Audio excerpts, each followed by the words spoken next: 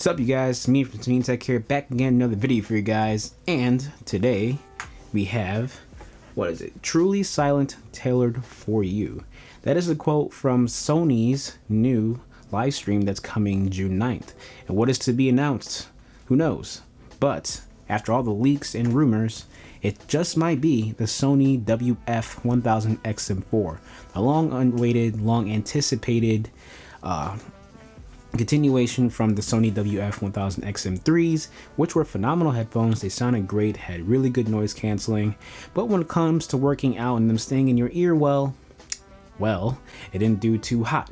But with competitors like the AirPods Pros and the Bose Quiet Comforts out being right now, it's got some competition. And with what we are seeing in these leaks with the new compact design, it's looking really good. They look like the Galaxy Buds, and they look pretty good. I mean, because Galaxy Buds have had this design for a while now, and it's good that other companies are finally following suit, because we had some other headphones that leaked, and those were the Beats Studio Buds, and they look like LeBron James was wearing them going out to one of his games. So who knows when those are coming out, but right now we're talking about Sony, and this new design looks really good. It still looks like, based on the commercial, that you have touch controls. So you have touch noise canceling, touch for ambient sound control, touch to play and pause, double tap, all that other stuff. The only thing that might be missing that the Powerbeats Pro do pretty good is manually adjusting the volume with volume buttons. Now with earbuds like these and design like this, it's hard to implement the touch control for volumes. Now Samsung has done pretty good with this with its Labs feature, where I think it's, what was it? You double tap the outside part for volume control.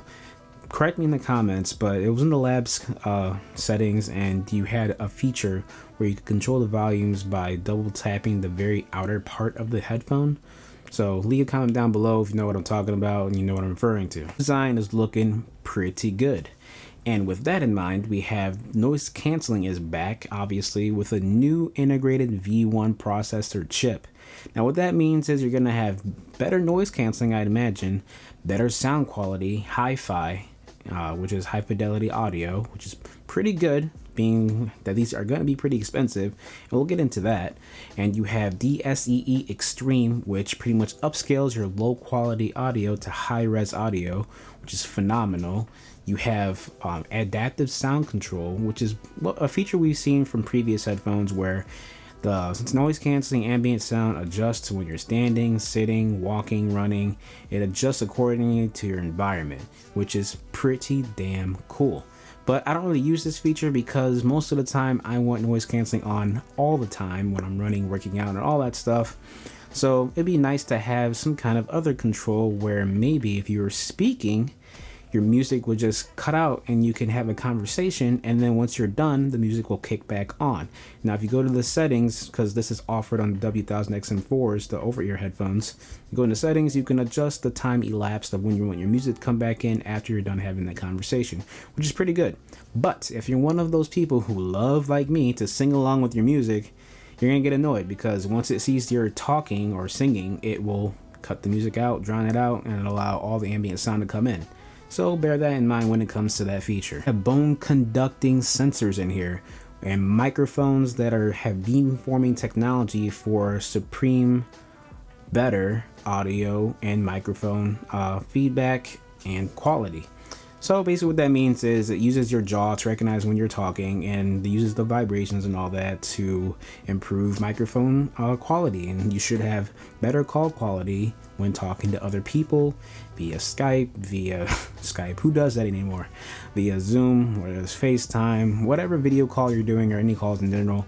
Microphone quality should be improved with this technology. Hi-fi stuff that we're talking about, you have LDAC, Sony's signature codec for high-res audio. It's finally gonna be in these little guys. So we finally have LDAC in these little headphones, but the only problem is that LDAC can only be accessed if you're an Android user. From what I understand, I have an iPhone and I have the 1000XM4s, and I am not able to access the LDAC codec with the iPhone since it only offers AAC. Now iPhones do I'm getting my words twisted. They do AAC better than Android does. From my understanding is the quality from AAC on iPhones are better than the Androids, but Androids offer a PTX. But these headphones won't offer a PTX since they're not using any Qualcomm chips. So you are stuck with SBC and LDAC, unfortunately. I think you can use AAC if you're on an Android, because there's all kinds of ways to get around stuff when you have an Android device with the developer settings and all that stuff. But you are only getting AAC if you have an iPhone, at least from what I know so far. I don't know if there'll be a software update to fix that or whatever, but LDAC is only offered if you have an Android device, which kind of sucks because we're kind of missing out.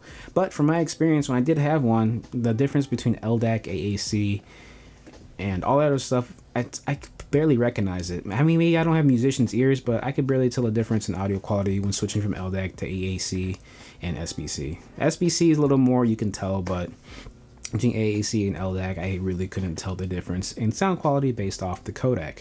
So Sony is still offering their 360 audio, which basically is their spatial audio for their headphones. There are not many apps that offer support for this as of right now. I think it's Tidal, since that's high res and hi-fi, but leave a comment down below because I don't really remember and I don't really care that much about it since I don't really use high-res audio and I don't pay extra for those premium ways to listen to music. But Apple did release Apple Lossless and Apple Digital Master, where you can listen to high-res audio, just not with your expensive AirPods Pros or AirPods Max. And Apple, you suck for that because you probably knew you were doing Digital Master and Lossless, but yet you still did not have your headphones support the codec or create a Bluetooth to where it could support your future software updates that you probably knew you were making in the long run, making us customers go buy more expensive stuff to enjoy your cheap services. Okay, I'm done venting about that. But anyway, so Spotify is also going to introduce hi-fi audio as well pretty soon. So we'll see what happens with that, but 360 audio it's there. It's spatial audio. It's there if you use those other services that offer it. Headphones did lack before is wireless charging. Now these headphones offer wireless charging, so you can use USB-C or you can put them on a wireless charging pad to charge your headphones, which is pretty great. Now, with that in mind, let's segue into the battery. You get 8 hours of battery life with ANC turned on. Already better than AirPods Pro, which is phenomenal, and already better than Bose, I believe, which is phenomenal. And you get 16 hours with the case, so it's 24 hours total you should get with battery life altogether. And with ANC turned off, I imagine you get more than 8 hours, which is great. So that's pretty much on par with the Powerbeats Pro, but these offer noise canceling. So the Beats Studio Pro Buds, or whatever they're going to be called, offer noise canceling and still offer 8 hours battery life. There's going to be some competition between these two.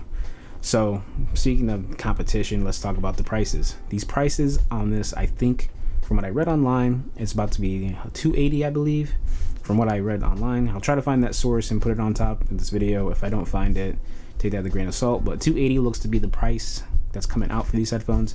Same price as the Bose Quiet Comforts, a little more expensive than AirPod Pros, and who knows what price the Beats Studio Buds might be offering. So with that in mind, these are going to be expensive, but you are getting a lot. Sony is offering a lot with these headphones, and I think it might be worth the price if it lives up to the hype with its new V1 chip and its new noise canceling technology, new DSEE Extreme, wireless charging, 8 hours of battery life, 24 hours total, 360 audio, speak to chat, an app to use an equalizer, all this stuff, LDAC, it's got it all, man. So these headphones are going to be offering a lot, so it probably, you wouldn't be surprised that they're expensive. So with that in mind, Sony has a lot to bring to the table, and there's going to be a lot of hype with these headphones, so hopefully they live up to the hype. They should be good for workouts because it is IPX4 rated.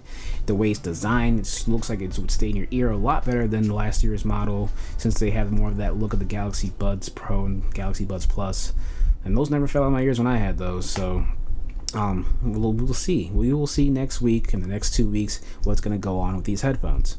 So to stay tuned for that and probably watch my review for it when I get them, hit the like button, subscribe, hit that bell icon, and stay tuned because I will be getting those headphones and I will be reviewing them because I love Sony products.